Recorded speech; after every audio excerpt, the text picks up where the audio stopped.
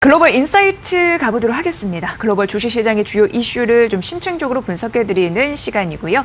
이 시간은 유진투자증권 명동지점 김영재 부장 모셨습니다. 부장님 어서 오세요. 네, 안녕하십니까. 네. 자, 오늘은 크게 두 가지로 나눠서 내년도 산업 섹터의 기상 전망에 대해서 말씀해 주실 텐데 첫 번째는 해운업입니다. 그런데 해운업 같은 경우에는요. IMO라고 해서 국제해사기구 그 규제가 이제 한 달밖에 남지 않았습니다. 그래서 우리가 살펴봐야 되는데 우선 IMO 2020 규제가 무엇인지 이 부분도 좀 살펴주세요. 정의 들어볼게요. 네, IMO 2020은 국제해사기구가 내년 1월부터 실시하기로 한 선박 연료유 사용 규제인데요. 선박 연료에 들어가는 황함유량을 허용치를 지금 현재 기준은 3.5% 이하인데 이것을 대폭 낮춰서 0.5% 이하로 낮추는 그런 규제입니다. 이번 규제는 대기 오염을 방지하기 위한 국제적 노력의 하나라고 보시면 되겠는데요. 지난 2012년 사실 기존 4.5에서 3.5로 낮춘 이후에 8년 만에 규제가 좀 더 강화된다라고 보시면 될 것 같습니다. 내년부터 선박회사가 이 규제에 대응하기 위해서 취할 수 있는 조치는 크게 세 가지로 볼 수가 있는데요. 첫 번째가 기존 고유향유를 좀 사용하면서 스크러버라고 불리는 타랑 설비를 선박에 장착하는 그런 것입니다. 두 번째는 선박 엔진을 교체하는 것인데 LNG를 원료로 하는 선박을 발주하거나 엔진을 교체하는 방법이 있습니다. 마지막으로 가장 간단한 방법은 기존 사용하던 고유향유를 저유황유로 좀 유종을 좀 바꾸는 것인데요. 저유황유 가격이 고유황유 대비 40% 정도 비싼 관계로 선주들의 비용 부담이 증가하지만 가장 지금 선호할 것으로 예상되는 그런 방법입니다. 앞서 말씀드린 방법들도 기존 방식보다는 비용이 좀 증가하는 것으로서 결국 내년 해상 운송에 들어가는 비용이 증가할 것으로 예상할 수 있겠습니다.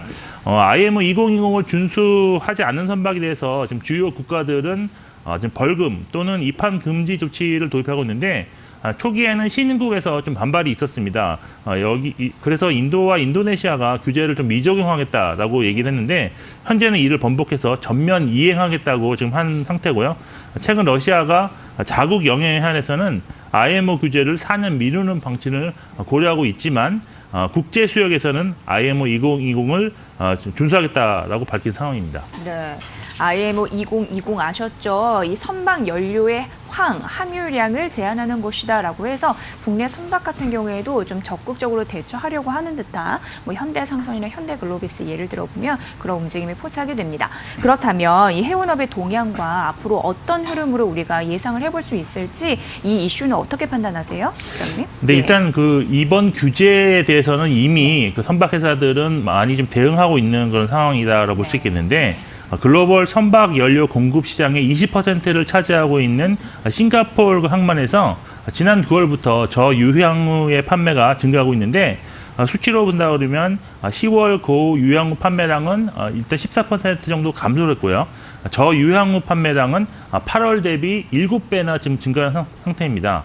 향후 고가의 저유향유를 사용하면서 감소 운항을 통해서 좀 연비를 향상시켜야지만이 지금 이게 채선성을 맞출 수 있기 때문에 향후에는 연비를 감소 운항이 나타날 것으로 예상할 수 있어서 이렇게 된다면 운항 일수가 당연히 증가하게 되므로 공급 감소 효과가 좀 나타날 수 있을 것으로 예상할 수 있습니다.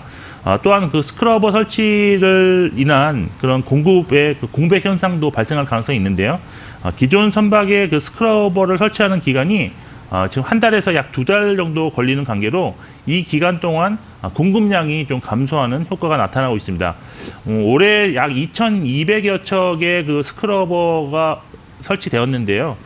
스크러버를 설치한 이후 투자 회수 기간이 사실 2년 정도로 매우 좀 짧고 또한 고유향유와 저유향유 간의 그런 가격 스프레드가 좀 더 벌어질 것으로 지금 예상되고 있기 때문에 이렇게 스크러버를 설치하는 선박이 기존 예상보다는 훨씬 더 증가할 가능성 높다고 할 수 있겠습니다.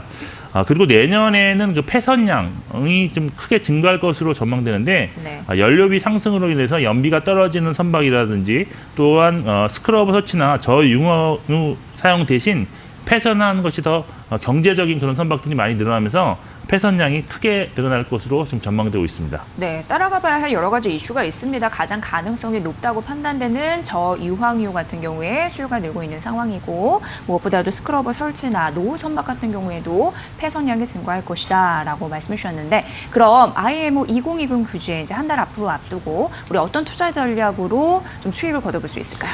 일단 이번 규제의 시행으로 인해서 사실 공급 조절이 상당히 크게 진행될 가능성이 있습니다. 따라서 공급 조절 효과가 선종별로 좀 다르게 나타날 수 있는데 그 중에서 분석으로는 탱커와 그 벌크섬 운임이 상승할 가능성이 가장 높다는 분석이 나타나고 있습니다. 다만 규제 실시 초기에는 규제 준수 여부가 좀 불확실할 수 있고요. 또한 선박 시황의 그럼 상반기보다는 하반기 좀 좋은 것을 감안해 이익 개선이 되는 구간은 하반기로 지금 될 가능성이 높다고 할 수 있겠습니다. 따라서 국내 벌크선사의 이익 개선 모멘텀이 작용되는 시기도 내년 하반기로 본다면 주가는 내년 상반기부터 움직일 가능성이 있다라고 보시면 될 것 같은데 올해 초 사실 국내 대표적인 벌크선사인 대운해운과 페어노션이 잠깐 반등한 이후에 지금 주가는 다시 원점에 들어간 상태라고 볼 수 있어서 밸류에이션 상으로도 다시 하단에 머물러 있는 상황입니다. 아직까지 주가에 그렇게 큰 움직임이 없고 더 수급도 좋지 못하기 때문에 적극적으로 매수하는 구간은 아니다라고 보고 있지만 업황을 고려해서 지금부터 매수 시기를 좀 저울질해보는 좀 관찰할 수 있는 구간에 진입했다고는 볼 수 있는 그런 상황이라고 할 수 있겠습니다. 그리고 또 이제 조선업으로 또 잠깐 눈을 돌려보면 내년부터 LNG 추진선 발주 기회가 더 크게 증가하면서 업황이 좀 개선될 가능성이 높다고 볼 수 있는데 LNG 추진선의 경우에는 2025년부터 실시되는 이산화탄소 규제도 피할 수 있기 때문에 시간이 지날수록 수요는 더욱더 증가할 수 있다고 보시면 될 것 같습니다. 네. 지금이 매수 기회일 수 있다라는 시기적인 관전 포인트, 이런 정책, 당국의 규제, 이런 글로벌 시장의 재료들 안에서도 찾아볼 수 있네요. 2020년 해운업계 전망을 해봤습니다. 자, 두 번째 이슈 가보면 스마트폰이에요. 워낙 이제 최근 스마트폰 같은 경우에는 5G 얘기 가장 많이 나오고 폴더블폰 이슈 있는 상황이고 어떻게 예상하시나요? 네, 예. 말씀하신 것처럼 그 두 가지가 핵심이라고 보시면 될 것 같은데 네. 일단 현황부터 보시면 지금 지난 그 4개분기 연속으로 그 판매량이 감소했었는데 지난 3분기부터는 다시 판매량이 소폭이나마 증가했습니다. 0.1% 정도 증가했는데 아이폰 11 시리즈가 예상 밖의 호조를 좀 보이고 있고요. 또한 갤럭시 노트 10 판매도 잘 되고 있는 것이 원인이라고 할 수 있겠습니다. 내년 글로벌 스마트폰 시장은 약 5% 정도 성장할 것으로 일단 전망되는데요. 시장의 큰 화두는 5G와 폴더블 폰이라고 할 수 있겠습니다. 글로벌 그 5G 폰 시장은 올해 지금 사실 1,550만 대 수준으로 예상되고 있는데 내년엔 여기서 한 12배 이상 증가한 1억 9,340만 대로 좀 확대될 것으로 좀 전망되고 있고 네. 스마트폰 전체 시장에서 참여하는 점유율도 13% 수준으로 확대될 전망입니다. 그리고 폴더블 폰 시장 같은 경우도 올해 예상이 약 한 90만 대 수준으로 지금 전망되고 있는데 내년에는 480만 대로 약 433% 성장할 전망입니다. 특히 삼성전자가 내년 판매 대수를 최대 500만 대 수준으로 계획하고 있는 것으로 좀 알려지고 있어서 올해 대비 6배에서 거의 10배까지 증가할 수 있는 그런 수치라고 할 수 있겠습니다. 스마트폰 부품 중에서는 올해에도 사실 많이 사용되었지만 3D 구현이 더욱 필요해지는 시기가 지금 도래하면서 예. TOF 모듈 채용이 더욱더 확산될 것으로 보이는데요. TOF 모듈은 비행시간 거리 측정 방식으로서 장거리 인식이 가능하고 증강현실 구현이 가능하다는 장점을 보유하고 있습니다.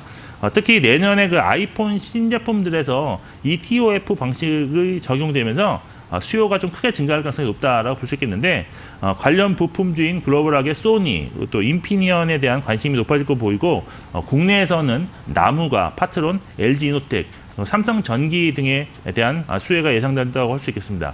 결국 현재도 진행되고 있지만 스마트폰 관련 부품주에 대한 관심은 내년에도 지속될 수 있다고 보고 대응 전략을 좀 세우시는 것이 좀 필요한 시기다라고 할 수 있겠습니다. 네, 심심치 않게 시장에서 TOF 얘기도 많이 들려오고 있으니까 참고해 보시고요. 어쨌든 2020년 스마트폰 시장 5G와 폴더블폰 이 큰 줄기 안에서 생각해 보시면 수익률 거두시는 데 좀 도움이 되지 않을까 싶습니다. 자, 글로벌 인사이트 오늘 자세하게 알아봤습니다. 유진투자증권 명동지점 김영재 부장의 분석이었어요. 잘 들었습니다. 고맙습니다.